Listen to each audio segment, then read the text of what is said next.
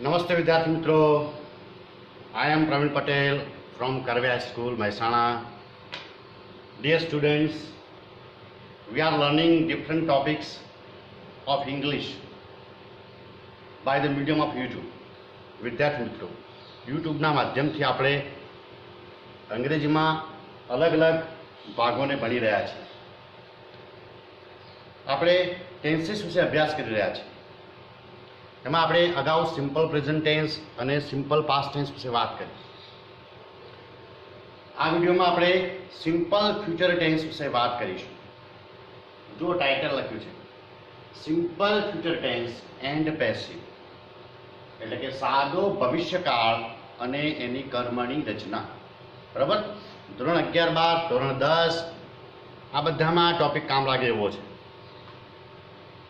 હવે સાદો ભવિષ્યકાળ એટલે શું, એ ક્યારે વપરાય? ગુજરાતીમાં એક વાક્ય બોલું છું, જુઓ. હું આવતીકાલે સ્કૂલે જઈશ. આવતા વર્ષે અમે પિકનિકનું આયોજન કરીશું. આવતા મહિને અમે પ્રોજેક્ટ બનાવીશું. આ બધી ભવિષ્યની ક્રિયાઓ છે. રમીશું, દોડીશું, લખીશું, વાંચીશું. આવું જેનું ગુજરાતી થાય એ ભવિષ્યકાળ છે.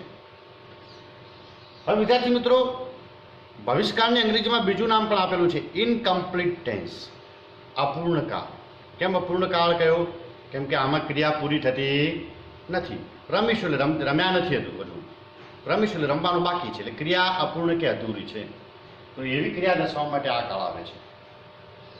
તો પહેલા નિયમ લખીએ. ભવિષ્યમાં કોઈ ક્રિયા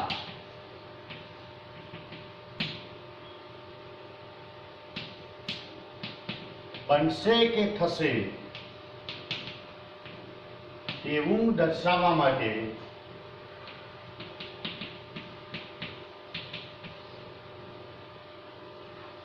આ કાળ આવે છે.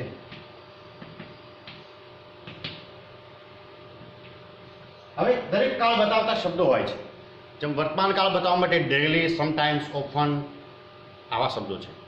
ભૂતકાળ બતાવવા માટે yesterday, last year, last month જેવા શબ્દો છે. તો આ કાળ બતાવતા શબ્દો કયા? તો પહેલો શબ્દ છે tomorrow.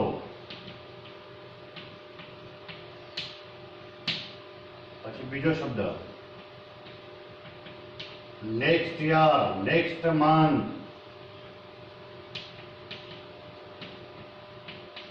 Next week,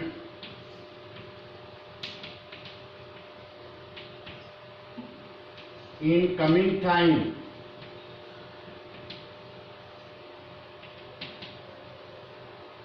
in future,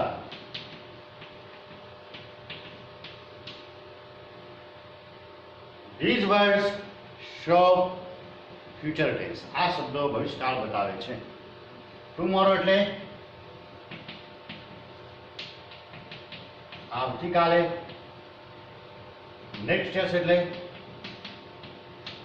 આવતા વર્ષે, નેક્સ્ટ મંથ એટલે આવતા મહિને, નેક્સ્ટ વીક એટલે આવતા અઠવાડિયે, ઇન કમિંગ ટાઈમ એટલે ભવિષ્યના આવનારા સમયમાં,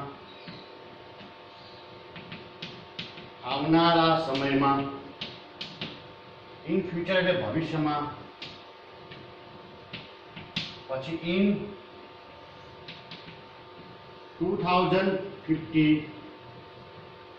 2025 જે હજુ આવી નથી.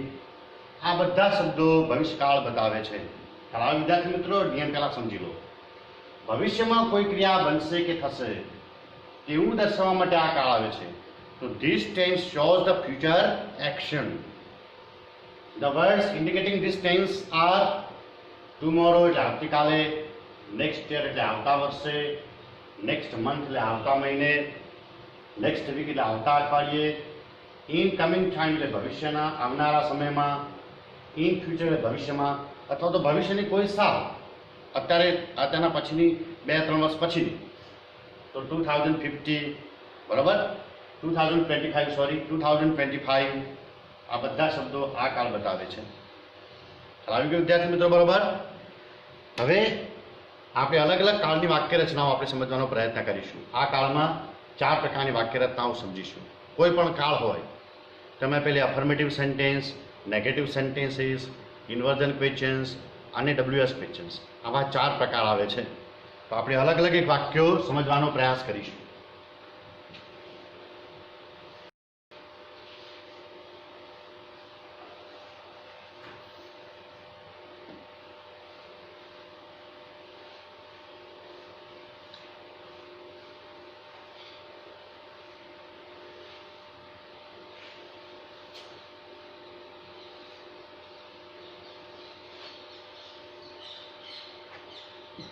તો અહીંયા લખો એક્ટિવ વોઇસ,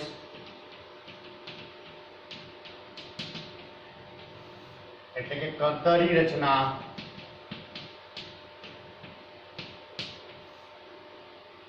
અને પેસિવ વોઇસ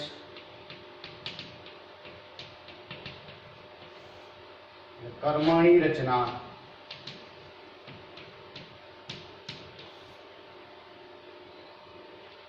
પહેલો ભાગ છે અફર્મેટિવ સેન્ટેન્સીસ,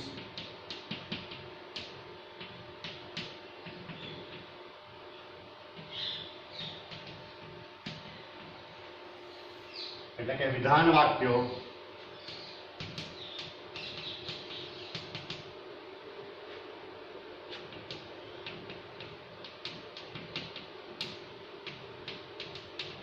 અફર્મેટિવ સેન્ટેન્સીસ એટલે વિધાન વાક્યો. બરોબર. ચલો હવે વાક્યો જોઈએ આપણે.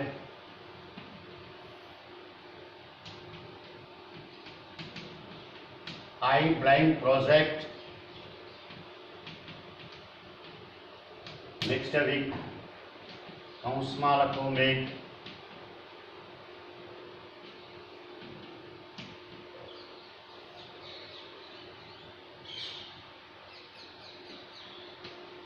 Song in the school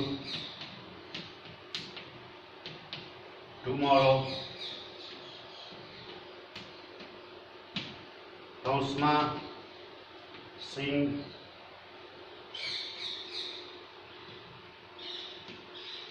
Nayan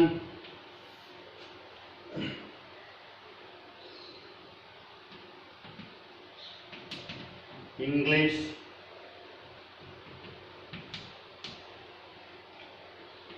in the school tomorrow.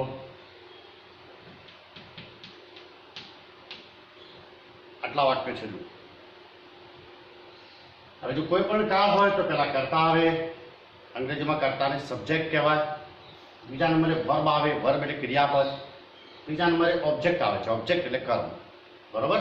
આ રીતના દરેકમાં ફિક્સ હોય છે. કાળ બદલાય એટલે ફક્ત ને ફક્ત ક્રિયાપદનું રૂપ જ બદલાય. જો આ દરેકમાં કાળસૂચક શબ્દો આપેલા છે. પહેલા વાક્યમાં કાળસૂચક શબ્દ કયો છે તો છે નેક્સ્ટ વીક.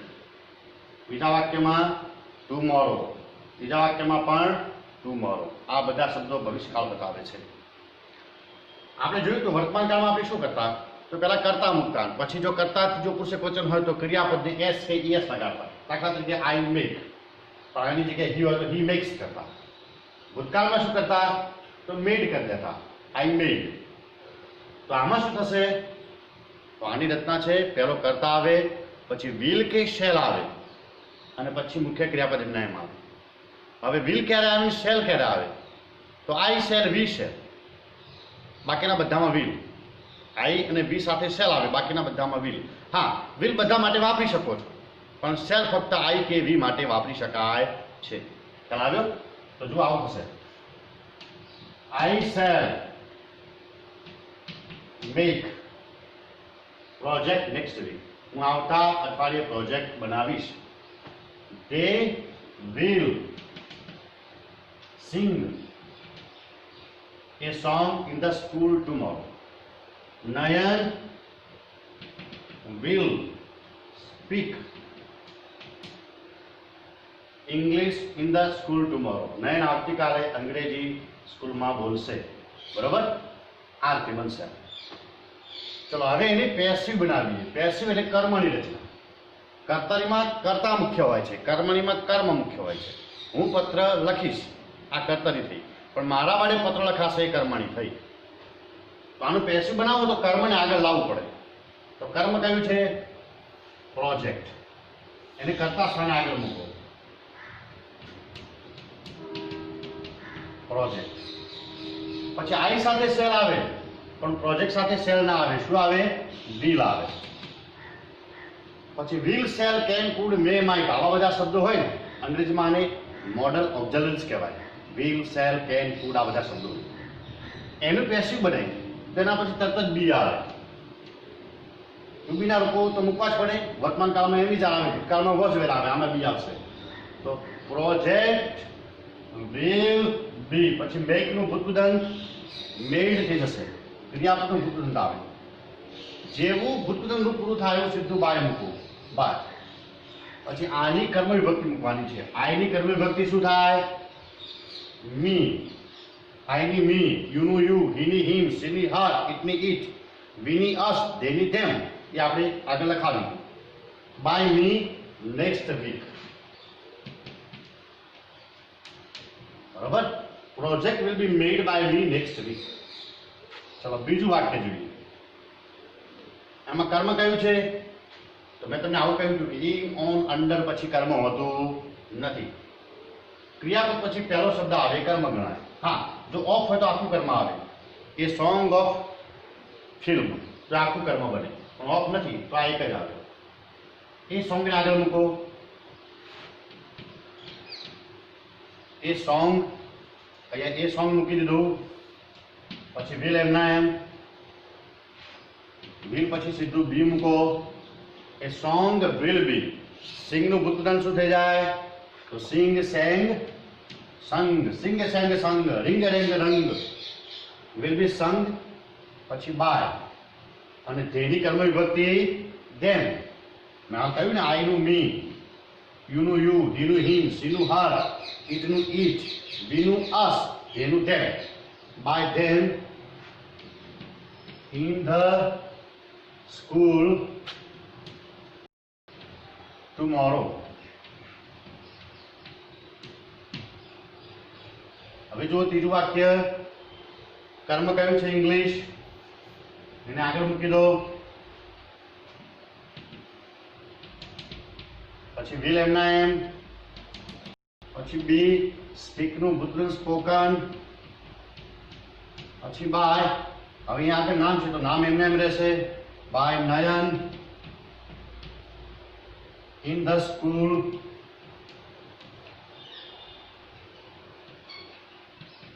ટુમોરો. આ રીતે બનશે. ખ્યાલ આવ્યો વિદ્યાર્થી મિત્રો? ચલો હવે આમાં આપણે નેગેટિવ સેન્ટેન્સ જોઈએ. નેગેટિવ એટલે નકાર વાક્ય.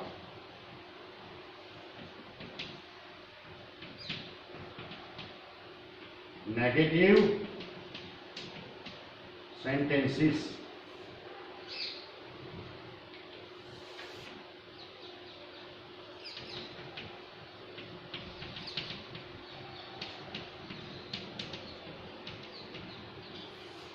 નકાર વાક્યો.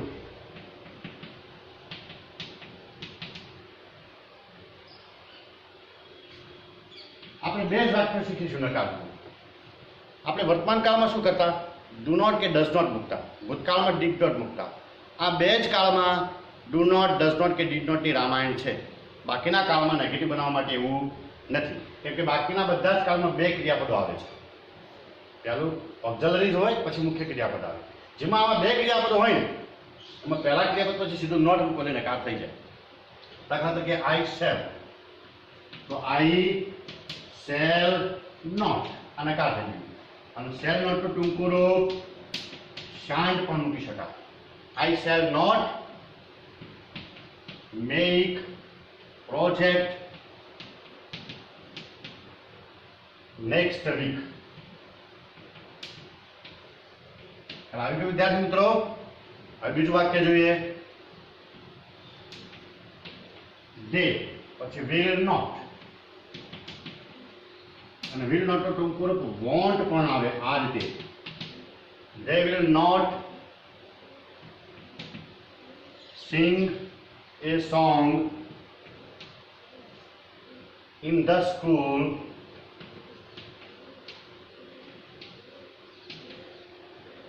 tomorrow. આ રીતે બનશે. ચલો હવે આની પેસિવ જોઈએ.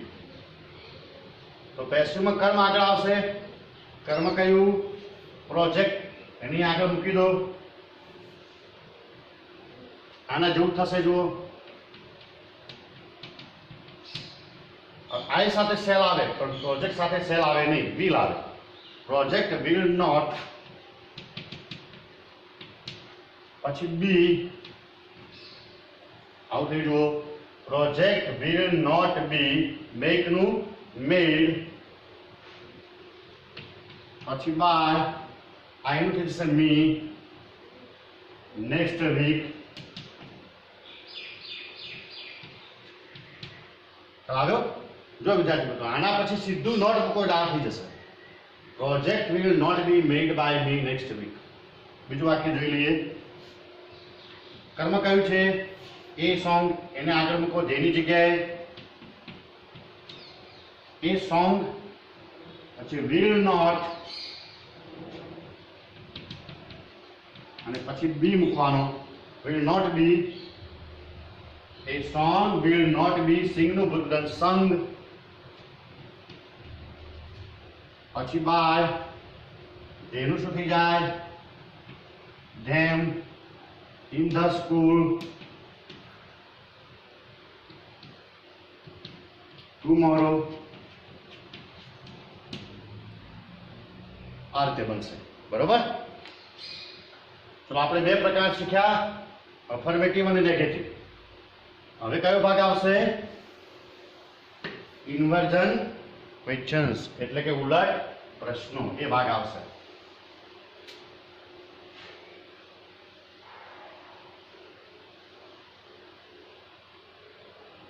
જો અહીંયા ઇન્વર્ઝન ક્વેશ્ચન્સ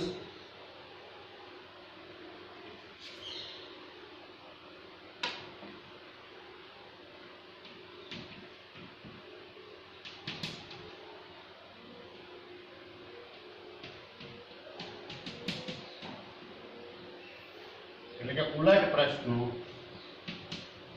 ઉલટ પ્રશ્નો કે જેનો જવાબ હા કે નામાં મળે એવા પ્રશ્નો, એને ઇન્વર્ઝન ક્વેશ્ચન્સ કહી શકાય. યસ નો ક્વેશ્ચન્સ અથવા તો પોલાર ક્વેશ્ચન્સ. આમાં પણ એવો જ વિભાગ પાડીએ આપણે.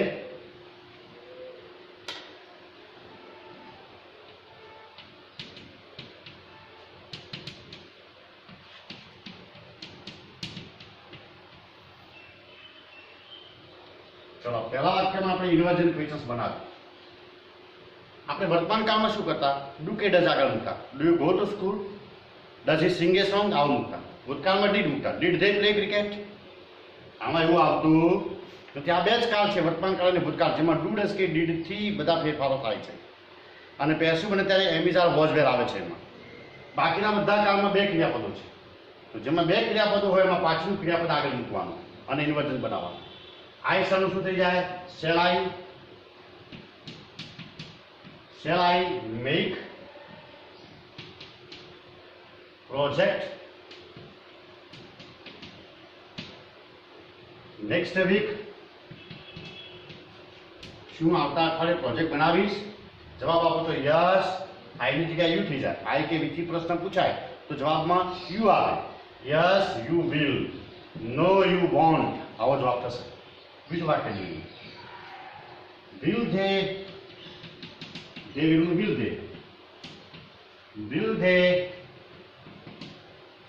sing a song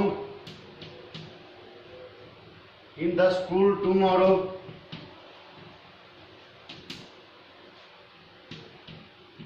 શું તેઓ આવતીકાલે સ્કૂલમાં ગીત ગાશે? ગુજરાતી આવું થશે. જવાબ આપો તો yes they will, no they won't, આવો જવાબ થશે. ચલો હવે આનું આપણે પેસિવ બનાવીએ. પેસિવમાં કર્તા કર્મ ઉલટાવો. પહેલા તો આઈ કર્તા છે અને કર્મ છે પ્રોજેક્ટ. આને એ મૂકવાનું. કર્મના વચ્ચે વિલ કે શેલ મૂકવાનું. તમે બધામાં વિલ મૂકો તો ચાલે છે. તો વિલ પ્રોજેક્ટ પછી બી મૂકવાનું. Will project be made by I નું અહીંયા મી થઈ છે by me. Next week will project be made by I નું શું થઈ જાય મી. નેક્સ્ટ વીક આના જેવું થશે. જુઓ આમાંથી વિલ ને આગળ મૂકો એટલે થઈ જાય will project be made by me next week. આવું થશે. હવે જુઓ આમાં કર્મ છે એ સોંગ એને જેની જગ્યાએ મૂકી દો. તો વિલ એ સોંગ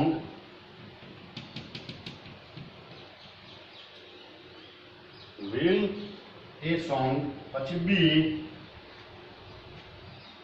અને સિંગ નું શું થઈ જાય સંગ. તો આવું થશું will a song be sung by ધેનું શું થઈ જશે ધેમ ઇન ધ સ્કૂલ ટુમોરો.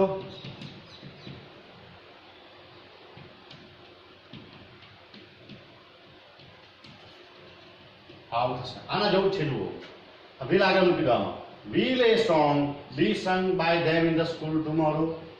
હવે વિદ્યાર્થી મિત્રો આમાં તો આપણે અફર્મેટિવ જોઈ, નેગેટિવ જોઈ રચના, ઇન્વર્ઝન જોઈ. હવે આવશે WH ક્વેશ્ચન્સ.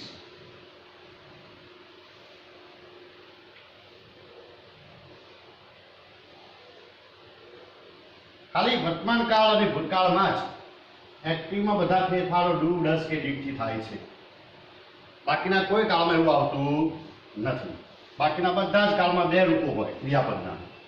તો એક રૂપ આગળ મૂકી દો એટલે બધા ફેરફારો થાય છે. આમાં જોઈએ હવે આવશે WH ક્વેશ્ચન્સ. આપણે એક જ વાક્યનું બનાવીશું. આ એક જ વાક્ય WH ક્વેશ્ચન્સ બનાવીશું.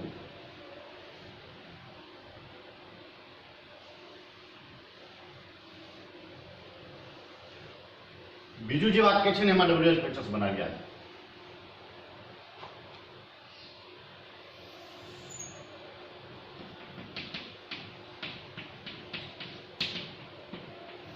WH ક્વેશ્ચન્સ એટલે હુ, વોટ, વેર, વેન, વાય વગેરે જેવા શબ્દોથી બનતા પ્રશ્નો એને WH ક્વેશ્ચન્સ કહી શકાય.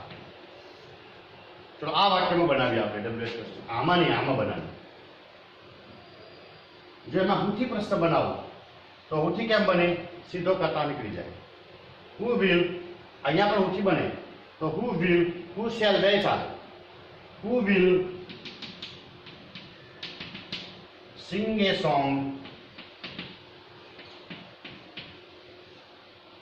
in the school tomorrow.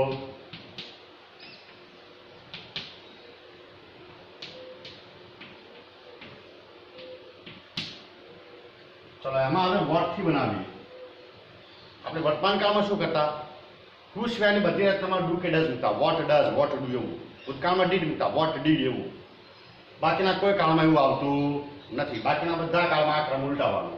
Vote will they sing a song નીકળી ગયું in the school tomorrow. What will they sing in the school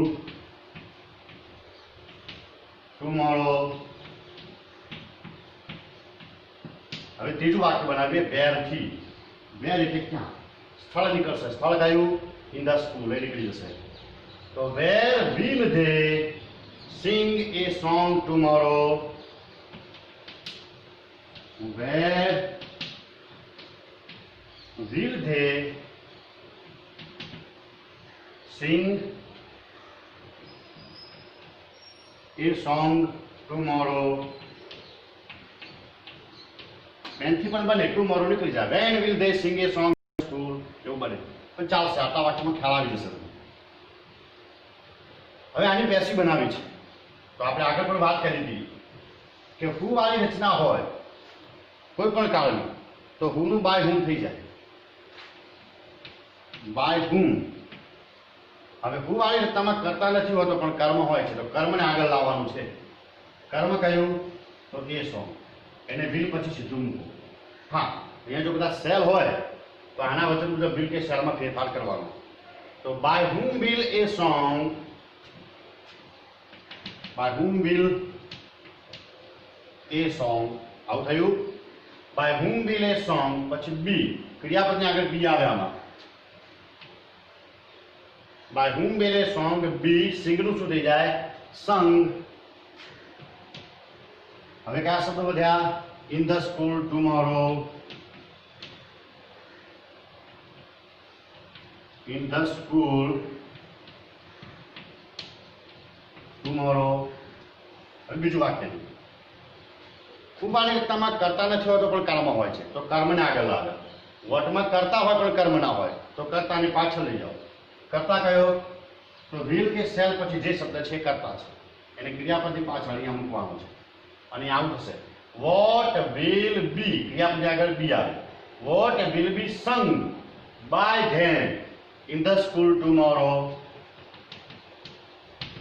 What will be sung by them in the school tomorrow?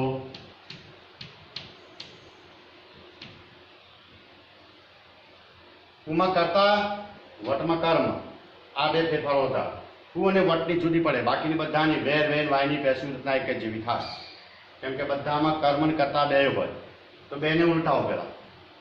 તો આમાં જે કરતા છે, કર્મ છે a song, આની લાવી દો, આવું બનશે. વેર વિલ એ સોંગ પછી be sung by them tomorrow.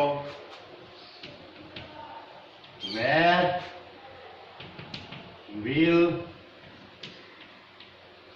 A song પછી be sung by them tomorrow.